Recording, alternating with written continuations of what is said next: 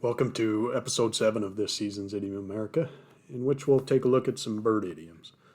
And I've been bird sitting a couple of parrots for the past month, some cockatiels, Mayo and Ella, and so birds have been on my mind, I suppose, as I've had plenty of time to interact with them. And they make for great pets for the most part. Fun to have them fly around and perch on your shoulder as you do some work around the house, or watch them confidently strut about, or hear their happy, contented little sleepy chirps, or have a whistle off with the male. The only drawback is when they start their loud contact calls when you go in the other room, or their even louder alarm calls when they get excited. They really can get pretty loud. And I'm not alone in liking to observe these birds. Plenty of people put up bird feeders, red sugar water for the hummingbirds, etc. And bird watching or birding and bird photography, it's one of the most popular hobbies out there. And a big part of it is no doubt getting out in nature, out in the outdoors. But some have hypothesized that it may also relate to our hunting instinct, or our tendency for collecting or systematizing, both of which characteristics tend to be more pronounced in the male of our species. But I also think that birds are just inherently interesting animals to observe, which is what makes them such a great source of idioms too. They're intelligent, communicative, social, and they form strong bonds. Yet they're so unlike us in many ways, like their enviable ability to just freely fly wherever they choose. Not to mention their dinosaur ancestry that you can't help thinking about as you stare into their eyes. And we've already looked at a few bird idioms in prior episodes, like cat that swallowed the canary, or eat like a bird, talk turkey, go cold turkey. And we had a whole episode on just goose idioms.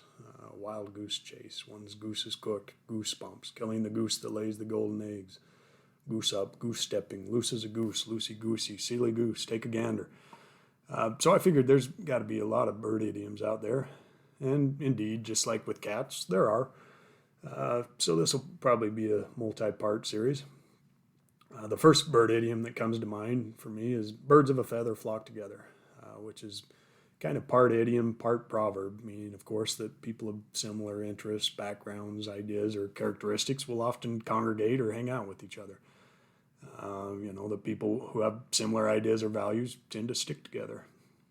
And one interesting thing about this one is that it's sometimes spoken or written as an Anapodoton, which is a term I'd never heard before, but it basically refers to an idiom or phrase that's so familiar that only the first part is spoken and the second part is often left unsaid and implied. For example, the whole lot of them are thick as thieves. Well, birds of a feather.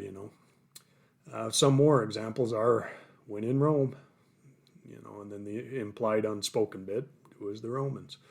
Or if the mountain won't come to Muhammad, and then the implied bit, Muhammad will go to the mountain. Or when life gives you lemonade, or when life gives you lemons, make lemonade. If you can't stand the heat, get out of the kitchen. And the list goes on. And birds of a feather is indeed a well-known idiom, and it's been used since at least the mid-1500s, when William Turner wrote something like, birds of one kind and color flock and fly always together, in his anti-Catholic satire, The Rescuing of the Papist Fox. And in modern-day English, the fuller context of it, what he wrote would go something like, it is simple to know the cause, for just as birds of one kind and color always flock and fly together, so the Papists, which was a pejorative name for Catholics, will always be together, that they may help each other, not only with their sheer numbers as starlings do when threatened by a hawk, but also to consult and plan together as to how their religion may be best maintained, promoted, and popularized.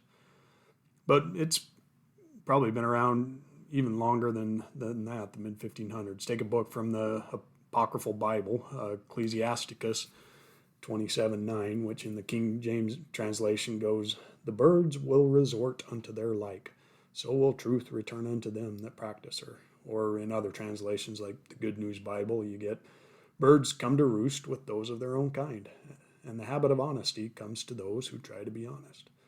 Or you can take a translation of Plato's Republic from the mid-1800s, which translated a sentiment of Plato's as Men of my age flock together. We are birds of a feather, as the old proverb says. But there are other ways to translate that one, and so you can't really say if this was around in Plato's time, but it seems pretty likely. And this is one that still gets a lot of use today. I heard it just a few days ago on a podcast I really like, Hidden Brain, and the episode was called Who's in Your Inner Circle? And it took a look at why we often surround ourselves with people who are just like us and how we can transform our lives by pushing back against this phenomenon. Another one of those that kind of straddles the line between idiom and proverb and is also often heard as an Anapodoton is a bird in the hand, or with the second part that's often left unspoken being a bird in the hand is worth two in the bush, meaning, of course, that it's better to have something less valuable yet secure than to pursue something more valuable that you might not obtain. And a bird in the hand is worth two in the bush is a variation of an ancient Greek proverb that's quoted in some of Aesop's fables, and it was repeated by the Romans and appeared in English in the 15th century. And some say that it refers to medieval falconry, where having a bird, the falcon, in your hand was more valuable than having two in the bush, the prey out there. So in that interpretation, it's more like the value of having a tool, a gun perhaps, than what you can obtain with that tool, kind of like teaching a man to fish, a fishing rod being more valuable than a pond of fish maybe. But I'm not too sure about this interpretation. There are numerous versions of this idiom in other languages. Russian, for example, you have Lusha sinitsa v rukach chem žuravo v niebe. And literally translated, that means it's better to have a titmouse in hand than a crane in the sky. So, a small bird in your hand is better than a big one up in the sky. Or take Serbian, bolje vrabac u ruci nego golub na grani. Literally, better a sparrow in the hand than a dove on a branch. Or Spanish, más vale pájaro en mano que ciento volando. Or literally, a bird in hand is worth 100 flying. So in these other languages, it seems that it's more about not giving up the sure thing for something speculative, which kind of accords with the meaning in one of Aesop's fables that goes like this. A nightingale sitting aloft upon an oak was seen by a hawk, who made a swoop down and seized him. The nightingale earnestly besought the hawk to let him go, saying that he was not big enough to satisfy the hunger of a hawk, who ought to pursue the larger birds. The hawk said, I should have indeed lost my senses if I should let go food ready to my hand for the sake of pursuing birds which are not yet even within sight. And another one along these idiom, proverb, Anapodoton lines is to kill two birds with one stone, meaning to solve two problems with one action. So my cycling commute into work kills two birds. It gets me there to work and gets me exercise at the same time. This is one of those that first pops up in its figurative idiomatic sense way back in the 1600s and probably much earlier, and it's doubtful whether it ever even had a literal origin. And the origin is kind of unclear, but the earliest version I could find with Google's Ngram was from a 1600 French-English grammar book that had a section that collected a big list of proverbs that appeared more or less similarly in both languages. And as an aside, the French version of this one is faire d'une pierre deux coups, which, as I understand it, translates literally as to make two shots out of one stone. So there's no specific reference to birds there. A little less graphic and violent, and maybe preferred for that reason. I know I can't help but inwardly wince a little bit when I use this one and think of the poor little birdies getting stoned to death. And speaking of little birdies, let's look next at the idiom, a little bird told me. And this one's used when you don't want to reveal the source of the information that you're sharing with somebody. A little bird told me that you're having a baby this spring, for example. This one is often used more playfully than seriously, especially when the source of the information is obvious to both parties, but neither is willing to say.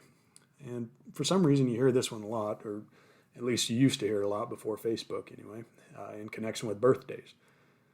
How did you know it was my birthday? Oh, a little bird told me. As to where this one comes from, some say that it springs from the Old Testament of the Bible, Ecclesiastes 10:20. Curse not the king, no, not in thy thought, and curse not the rich in thy bedchamber. For a bird of the air shall carry the voice, and that which hath wings shall tell the matter. Another explanation is that it refers to carrier pigeons or other such messenger birds. But whatever the ultimate origin, by the mid 16th century, the little bird was showing up in collections of proverbs, and in 1711, the satirist Jonathan Swift wrote in a letter, "I heard a little bird say so." And for some reason, I thought this one seemed like something a gangster or mafioso might say. A little bird told me they saw you talking to Jimmy last night. But I don't know, its usage does seem to be less sinister, more lighthearted and playful.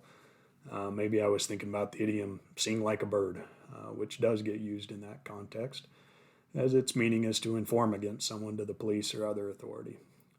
I heard Joey Malone has been singing like a bird in the hopes of getting his sentence reduced.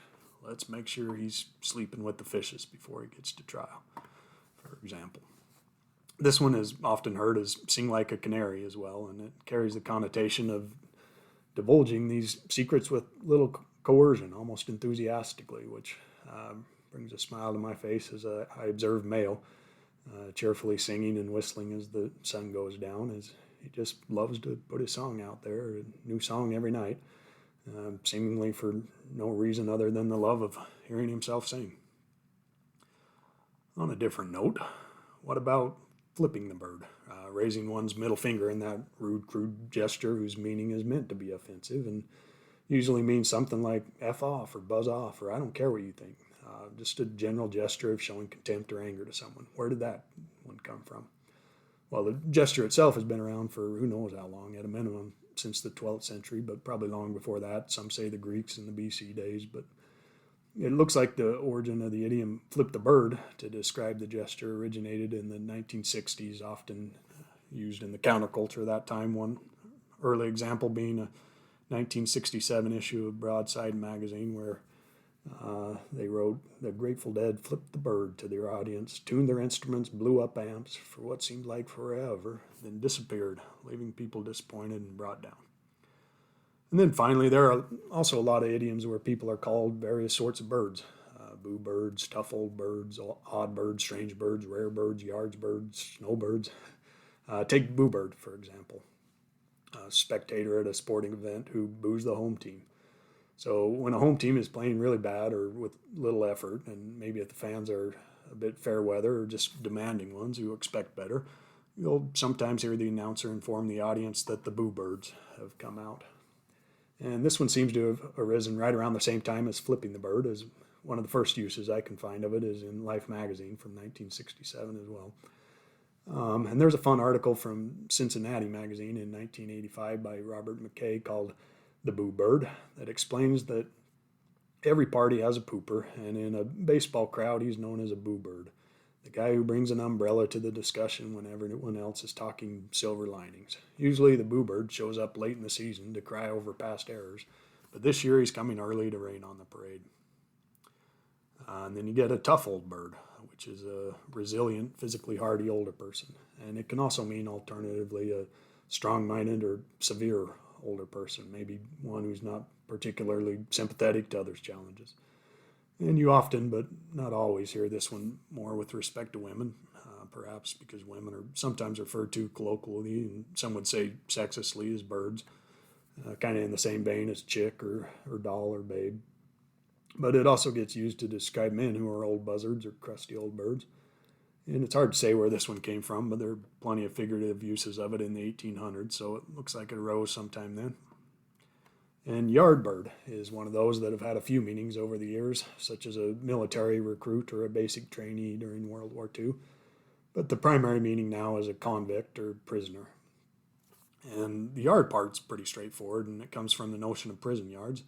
But I'm not sure where the bird part comes in. Maybe it's kind of like a chicken pecking around in a fenced enclosure, not able to fly away. And incidentally, the great jazz musician Charlie Parker, 1920 to 1955, was also named or nicknamed Yardbird, or sometimes just Bird. And that apparently came from a time when he was driving in a car with the band on the way to a gig at the University of Nebraska. And as they passed a farm, the car hit a chicken that ran across the road. And according to the band leader, Jay McShann, Charlie told the driver, "Man, go back, you hit that Yardbird." And they went back, and Charlie jumped out and got the chicken. And When they got to Lincoln, he asked the lady who ran the boarding house where they were staying to cook it up for dinner. And a snowbird, of course, is somebody who leaves their home to stay in a warmer climate during the winter months, usually to avoid snow and other winter weather, and it's often said of retirees. And popular destinations are Arizona and Florida. And this one didn't begin with New York grandparents migrating to Florida, though. Rather, it began in the early 1900s and was first used to describe men who enlisted in the armed forces to get food and clothing during the winter months, and then deserted as the warm spring weather approached. And not long after, the term was applied to the northern laborers who would flock down south to work as the cold, harsh winter set in up north. And one idiom I like is odd bird, or strange bird, or odd duck. It refers to a rather unusual, strange, eccentric, peculiar person, but it has kind of a gentle, almost respectful tenor to it, a way to call someone weird, but in kind of a kind way. Like, yeah, they're a nice person, just maybe a bit odd, maybe in a good way.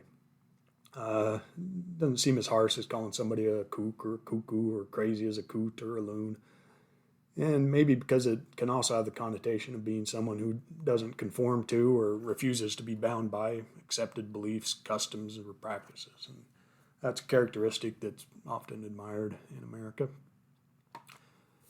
But it's not as positive as calling someone a rare bird, though. That's a real compliment, meaning that someone's an exceptional person or thing, a rarity, very unusual, typically due to a combination of what might seem to be incompatible features, a person with rare talents or abilities. And this one goes back probably to AD 120 from satirical poems by the Latin author Juvenal, who, when speaking of chastity, described it as a bird as rare upon the earth as a black swan. And the term was soon being applied to other rare phenomena, often as sarcastically as Juvenal used it. For example, John Wesley in 1764 used it to refer to the phenomenon of an honest lawyer. And that last idiom, black swan, is worth taking a closer look at, as are some other bird idioms, but it'll have to be in another episode because that'll do for now. Thanks for listening, and if you enjoy this podcast, please consider leaving a review. It'd help other people find the show, and I'd really appreciate the feedback. Thanks.